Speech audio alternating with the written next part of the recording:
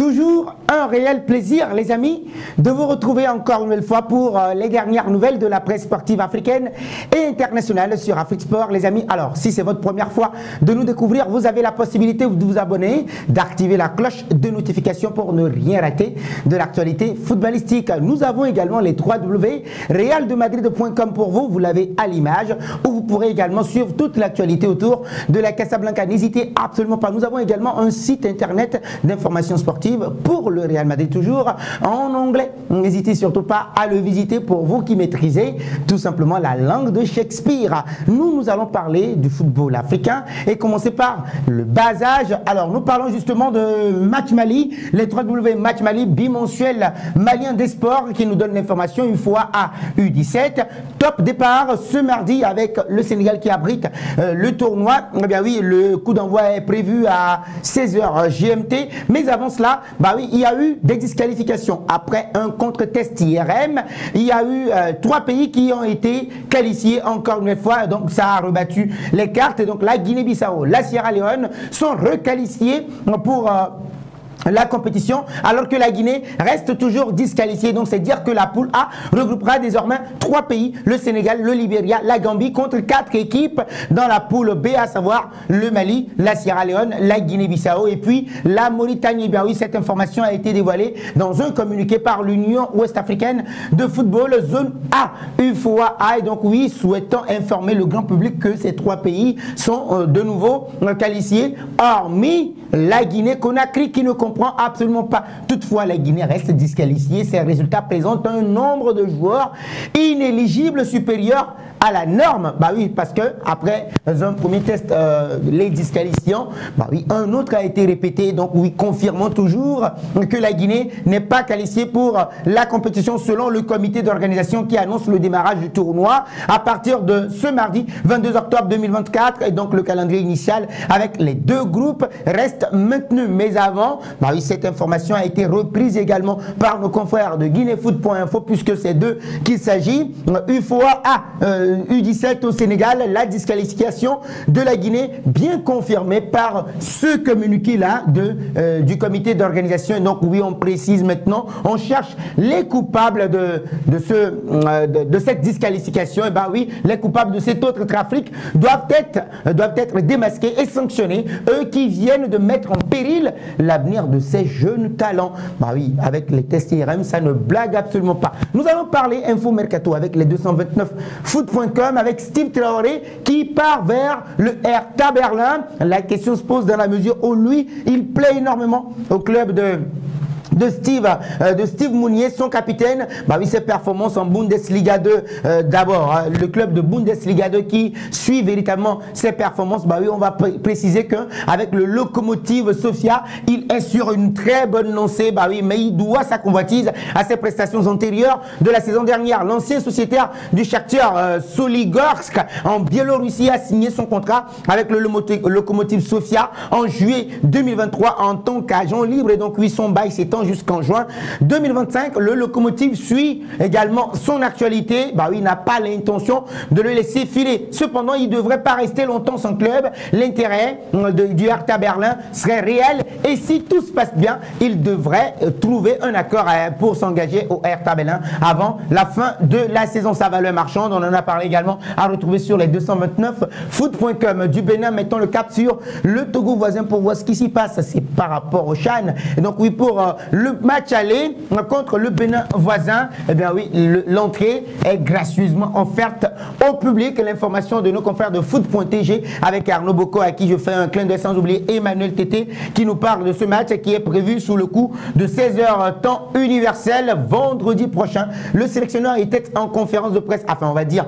après la séance d'entraînement, il s'est montré heureux mais satisfait de son groupe. C'est l'équipe sportive qui en parle avec Odouane Hervé à Kakpo. Le Togo, Kader Koubadja, la plupart des joueurs sont venus de l'ASK et de la Scotkara. Bah oui, 2 clubs qui dominent depuis 5 ans déjà le championnat togolais. Et bien oui, ils se connaissent véritablement, comme l'a dit l'entraîneur. Et bien oui, l'entraînement est différent du match. Depuis que j'ai pris les rênes de cette équipe, ça fait mon 2e stage, on va dire. Ça me rassure quand même ce que je vois à l'entraînement, mais c'est Comme on dit, l'équipe nationale, c'est le joueur en forme du moment et beaucoup de choses peuvent se passer dans une journée. Nous, c'est le rectangle vert qui fait notre choix. Bon, ceux qui montrent le plus à l'entraînement, c'est eux qui vont jouer. On ne va pas se focaliser sur les statuts des joueurs. Voilà aussi qui va mettre un point sur les i au niveau de la sélection locale du Togo. Nous mettons le cap sur la République démocratique du Congo avec ce duel, ce derby de sous haute tension entre les cheminots et puis le tout-puissant Mazembe Lupopo. Alors sur la victoire de Lupopo sur Mazembe suspendue par l'organisateur du championnat, information de footrdc.com, le comité de gestion de la Ligue nationale de football a annoncé la suspension du résultat du dernier derby de la ville de Lubumbashi. L'opposition entre Lupopo et Mazembe a viré au drame alors que les cheminots menés par 1-0 des échauffourées ont éclaté dans les tribunes aboutissant à plusieurs dégâts. Et donc oui, le communiqué est repris justement par nos confrères de footrdc.com. La partie s'est arrêtée après plusieurs minutes avant de reprendre sous son cours normal. Et au bout de 90 minutes, ce sont les poulains de Luc et Maël qui en sont sortis victorieux. La Lina Foot a ainsi suspendu le résultat final de ce match en attendant l'examen des rapports des officiels du match et conclusions qui en découleront. Au regard de la situation vécue dimanche dernier, eh bien oui, de lourdes conséquences devraient s'en suivre. De la République démocratique du Congo, on va en Algérie avec DZFoot.info qui nous parle de primes à la sortie de la qualification de l'Algérie pour la prochaine Coupe d'Afrique des Nations au Maroc. Une rumeur s'est répandue sur les réseaux sociaux comme quoi une prime n'aurait pas été payée à Vladimir Petkovic. Non, c'est faux, entièrement faux selon une source interne reprise par nos confrères de DZFoot. Eh bien oui, on parle d'abord dans un premier temps d'une prime de 100 000 € pour le sélectionneur de 61 ans qui a fait le tour des réseaux sociaux. Donc oui, selon Samir Lamari, cette somme serait prévu dans le contrat de Petkovic avec la Fédération algérienne de football FAF pour la qualification à la CAN 2025, s'ajoutant à son salaire mensuel de 135 000 €. Le porte-parole de la FAF a pris la parole. Bien évidemment, si vous permettez la répétition, c'est complètement faux. Aucune prime pour la qualification à la CAN n'a été prévue dans le contrat du sélectionneur. Il y a un barème de prime qui a été arrêté pour la phase finale de la CAN. Alors, on parle de 400 000 € également pour la Coupe du Monde qui serait sur la table. D'après certaines sources, celle-ci pourrait atteindre 400 000 € par rapport à ces primes. Sur cette question, Saïd Felak a confirmé qu'une prime serait effectivement envisageable pour cette qualification dès que elle sera acquise. Alors, nous quittons l'Algérie et nous allons bien évidemment au Sénégal parler des 3W afriquesport.net. Et bien oui, l'hommage, les mots forts de Pape Gueye à l'endroit d'Aliou Cissé après son éviction à la tête des Lions de la Teranga. 20 jours après le limogeage, Pape Gueye lâche des mots forts pour Aliou Cissé en disant qu'il y a un peu de tristesse après son limogeage en quelque sorte, ou bien le fait que son contrat n'ait pas été reconduit par le ministère. Le maître Augustin Senghor au niveau de la fédération aura tout fait. Malheureusement, ça n'a pas du tout marché. Et ben oui, Pape Thiaw a repris les rênes et donc oui, il y a un nouvel état d'esprit. C'était dans l'émission Talent d'Afrique sur la chaîne cryptée Canal Plus Sport où il a l'ancien joueur de l'Olympique de Marseille a reconnu que l'ambiance dans l'équipe a été avait été affectée après l'éviction du sélectionneur de 48 ans. Alors ensuite, il dit ceci à l'endroit d'Aliou Cissé, il a réussi à créer un véritable esprit de famille. Tout le monde s'entend bien, que ce soit les anciens ou les plus jeunes. Dès que je suis arrivé, j'ai immédiatement été intégré dans cette famille et je me sens de mieux en mieux. Pour cela, il a le respect de tous les Sénégalais, a souligné l'ancien joueur du Havre. Nous quittons le Sénégal et nous allons parler de Brahim Diaz. Bonne nouvelle également avec le 360 Sport qui relaie l'information. Il a repris la séance collective avec le Real Madrid. De sources concordantes estiment que Brahim Diaz serait prêt pour disputer le Classico face au Barça. Cependant, Carlo Ancelotti et le staff médical attendent de voir la progression de la récupération de l'ancien Milanais avant de prendre la bonne décision. Il en sera de même pour Walid Regragui qui doit rendre visite à Brahim Diaz dans les jours qui viennent pour discuter de sa convocation ou non pour les prochains prochaine sortie des Lions de l'Atlas en novembre prochain. On croise les doigts pour Brahim Diaz qui va nous amener vers les journaux transalpins en Italie et parler de la vieille Signora, un homme qui est en train de mettre tout le monde d'accord. Il s'agit de la jeune pépite Francisco Consenso Mota ritrova il talento et la sfaziatadine di Consenso. Il retrouve maintenant le talent fou et l'insouciance totale de certains Francisco Consenso qui est bon depuis le début de la saison. C'est Tuttosport qui en parle à sa une au niveau du Corriere dello Sport également. On en parle à Riyad Juve. Oui, l'heure de la Juventus de Turin qui revient sur la scène nationale et internationale. On parle également de Dusan Vlahovic qui pointe déjà 9 points à lui seul. Le Milan AC qui est en train de se rechercher ou bien de blâmer un certain Raphaël Leao. Et puis Bologne qui doit être maintenant le premier ministre au niveau de la Série A italienne. À la une de la Gazzetta dello Sport, les deux équipes, ils sont Fatei Grandi. Oui, les deux qui sont en train de grandir. Mais d'abord, on parle de la Ligue des Champions avec le Cercle Bruges qui se dresse sur le chemin du Milan AC qui avait perdu, rappelez-vous, lors de cette saison dernière, nouvelle version de la Ligue des Champions, face à la formation du Bayer Leverkusen. Raphaël Leao est pointé du doigt puisqu'il n'est plus le même depuis la saison dernière. Et Dusan Vlahovic qui est très attendu également dans cette Ligue des Champions, nouvelle version à la une du Quotidiano Sportivo. Le Milan AC toujours présent avec Milan Fatih da Diavolo. Le Milan, si on a envie de te retrouver comme des diables rouges,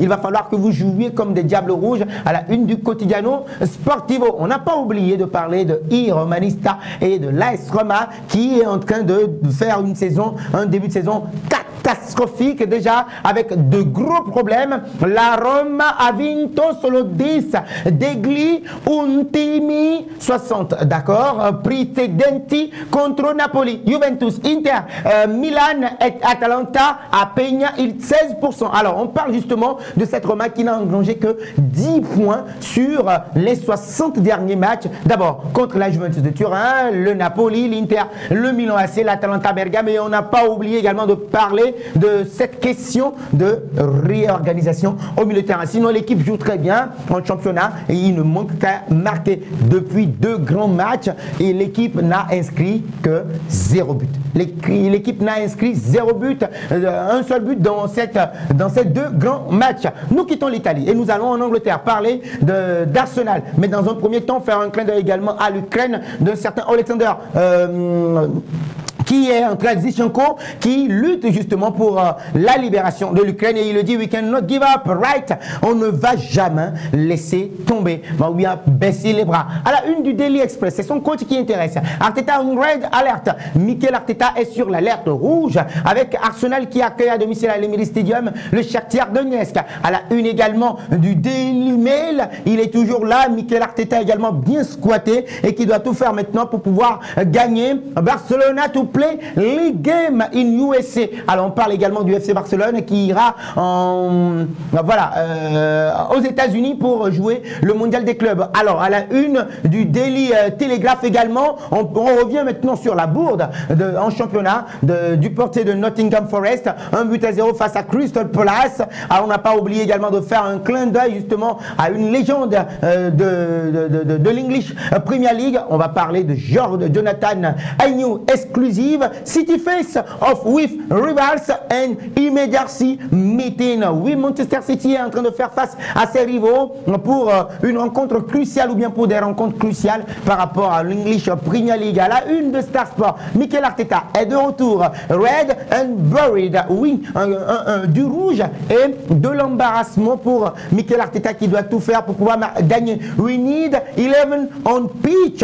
Our title dream is doomed. Nous avons besoin de 11 joueurs sur le terrain, sinon le rêve de titre peut être oublié. Voilà, une de Sun Sport également. Il y a toujours la Champions League. We will use our reds. Nous allons utiliser nos rouges ou bien notre rouge, notre qualité pour pouvoir gagner et revenir au top de notre forme parce que la dernière fois ils ont été battus 2-0 dans ce déplacement périlleux où ils ont terminé à 10-11 avec l'exclusion de William Saliba. Le Mirror Sport également, on parle à sa une avec Mikel Arteta et Arsenal qui attendent le Shakhtar Donetsk en Ligue des Champions ce soir même, à suivre avec attention toute particulière. Chrome Fault, oui, il faut faire attention à des fautes inutiles, mais William Saliba avait sauvé justement Arsenal. Malheureusement, il ne faisait que retarder l'échéance. Nous quittons l'Angleterre, nous allons en Espagne et c'est là que nous allons terminer parler de ce duel qui arrive à grands pas entre le FC Barcelone et le Bayern Munich. On parle de duel des buteurs entre Robert Lewandowski en pleine forme en ce début de saison et puis Harry Kane, auteur d'un triplé également la dernière fois en championnat, pour dire tout simplement que c'est un choc qui arrivera demain au FC Barcelone, au stade Montjuïc, et c'est Sport qui en parle à sa une. Duelo de goleadores.